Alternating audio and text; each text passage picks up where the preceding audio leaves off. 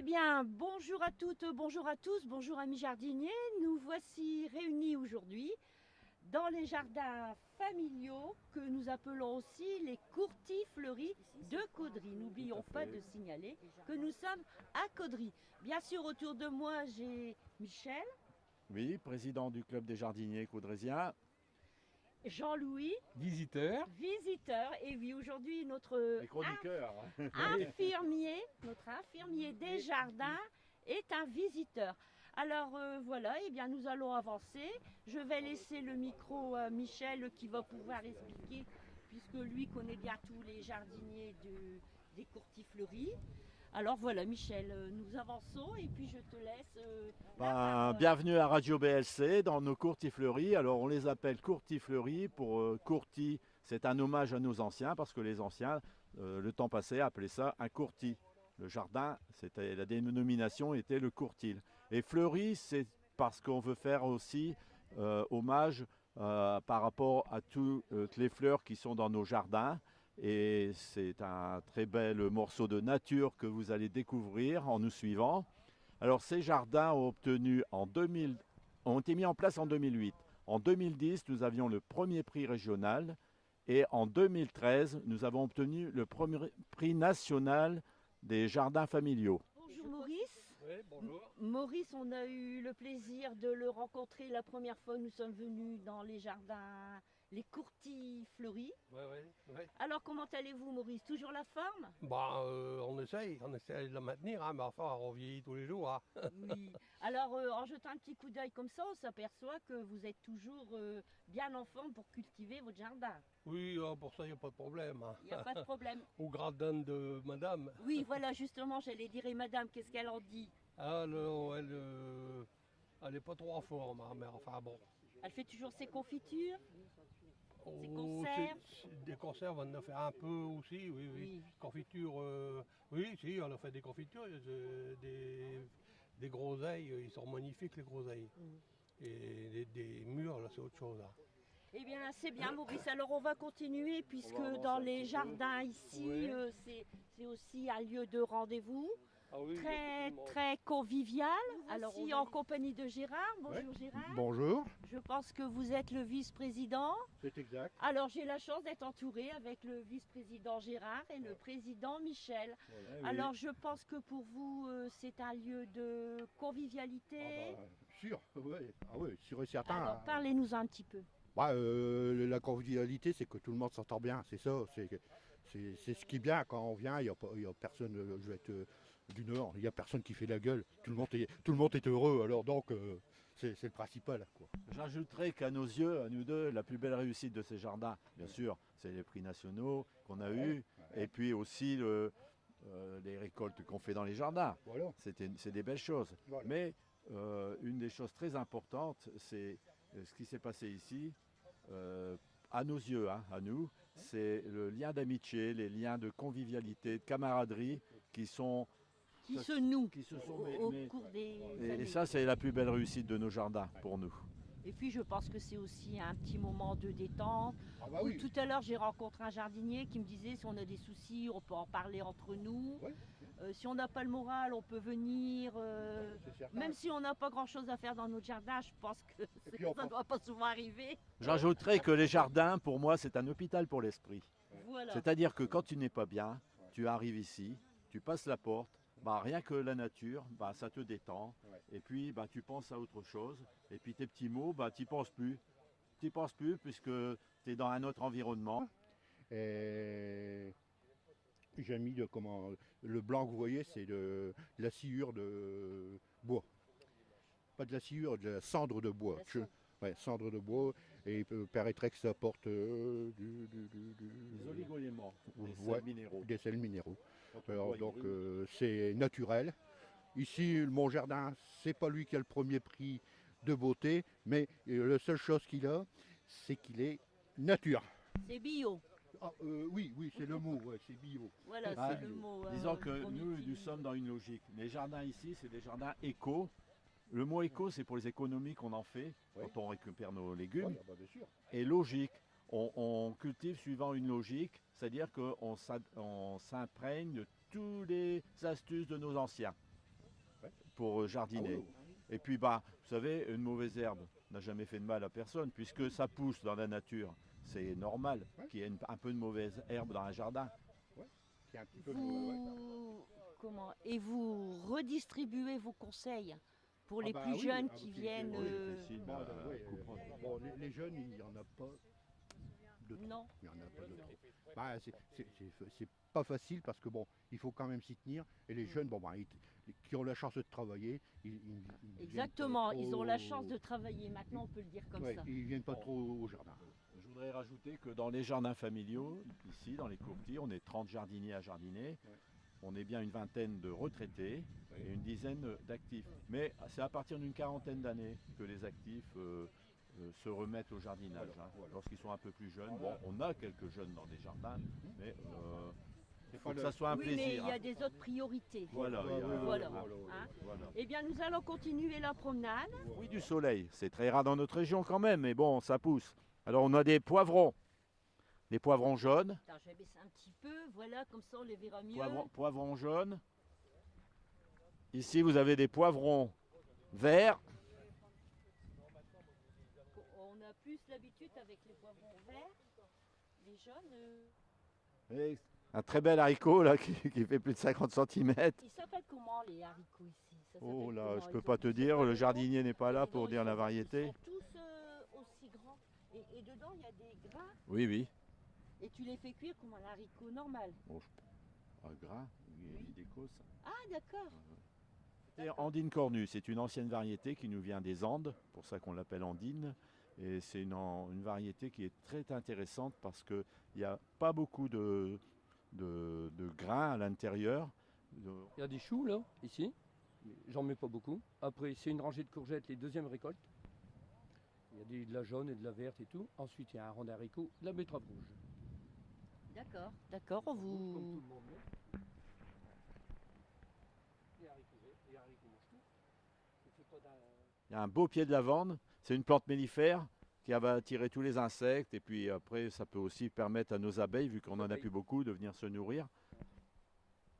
Très intéressant pour le jardinier puisque les insectes vont aller sur les plantes après et puis ça pollinarise tous nos légumes. Les tomates, elles demandent ça. Surtout les légumes comme les tomates et puis les aubergines, poivrons.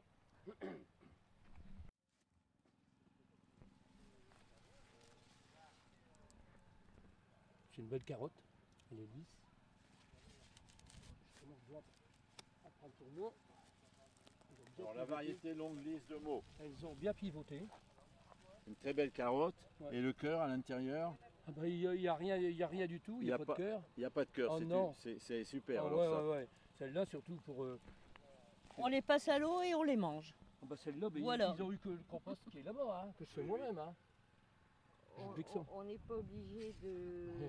Dans nos jardins familiaux, nous nourrissons la terre. Il ne faut pas oublier de nourrir la terre quand vous avez un jardin parce que c'est l'essentiel. Alors ce qui se passe quand une terre elle est riche, bah, la plante, le légume va pousser correctement et puis bah, il ne sera pas malade et il va être plus résistant à toutes les agressions des insectes et puis des maladies. Bah ouais, hein. C'est mathématique. Hein. Alors la grelinette, c'est un outil qui décompacte la terre et ça évite de bêcher. Fait avoir un petit peu comment En fait, c'est pour aérer. C'est-à-dire que lorsqu'on bêche un jardin avec une grosse bêche, on retourne la terre complètement sur 20 cm. Si on fait un motoculteur, c'est pareil, tout est retourné. Qu'à la grelinette, on va simplement aérer le sol et puis tous les micro-organismes qu'il y a dans le sol, dans la terre, bien, ils ne sont pas enfuis.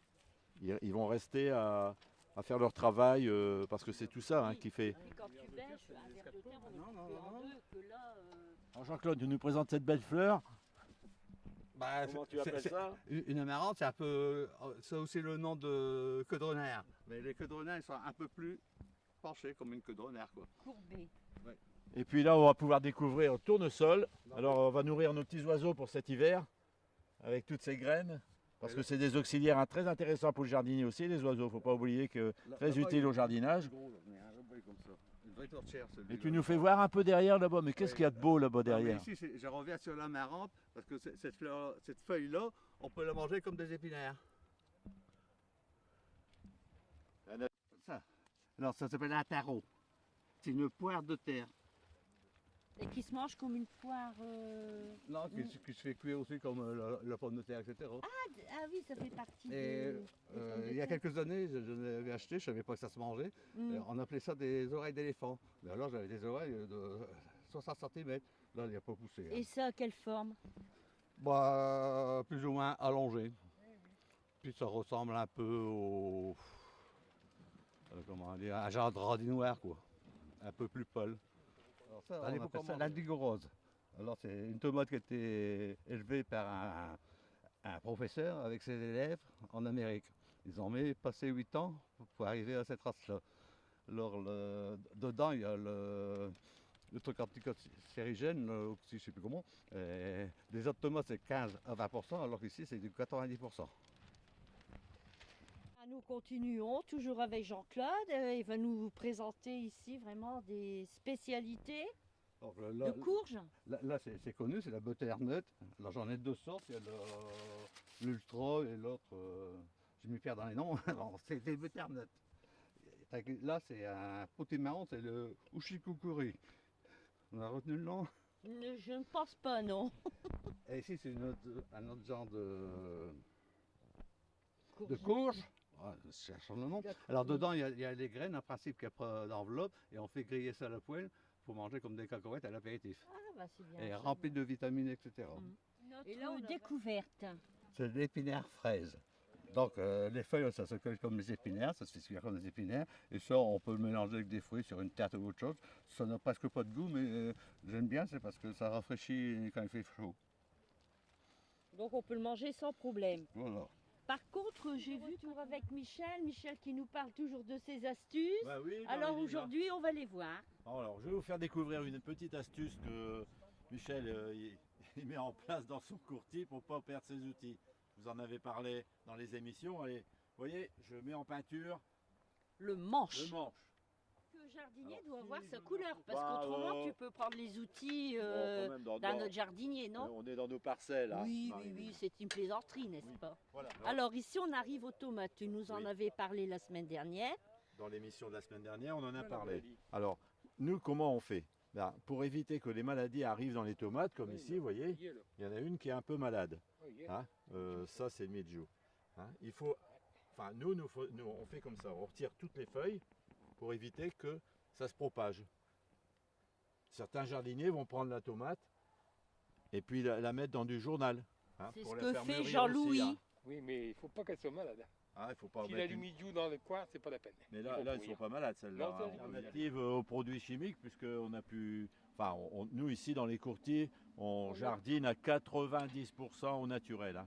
Ouais, Je ne c'est ce vous que tu cacherai disais pas au que début. de temps en temps, il nous faut quand même utiliser quelques produits lorsqu'il y a des grosses attaques de mildiou ou de vers de terre, enfin, on essaye au maximum de ne pas mettre de produits chimiques. Alors, on a cet appareil qui est un désherbeur thermique.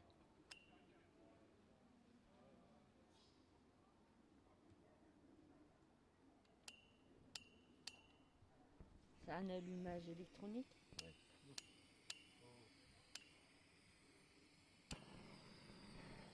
Il est allumé. Alors, le désherbeur thermique. Vous voyez,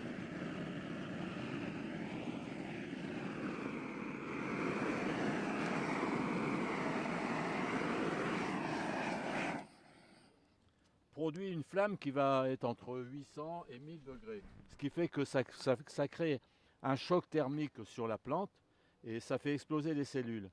Et la plante, en passant, il faut quand même passer 2 fois. Hein. Une première fois et puis repasser après. Et puis elle va se détruire toute seule. Alors Richard, il va nous faire découvrir un petit peu ces plantations de tomates. Il faut savoir que de fraises. Alors les fraises, il faut à peu près tous les 3 ans refaire un parc. Autrement, le parc que vous avez d'origine, il va commencer à ne plus donner. Alors Richard nous a refait tout un parc de fraises ici, que vous avez ici. Pour ranger, pour remplacer ces rangées ici. 3 rangées qui n'ont pas donné. Enfin, ils ont donné une fois.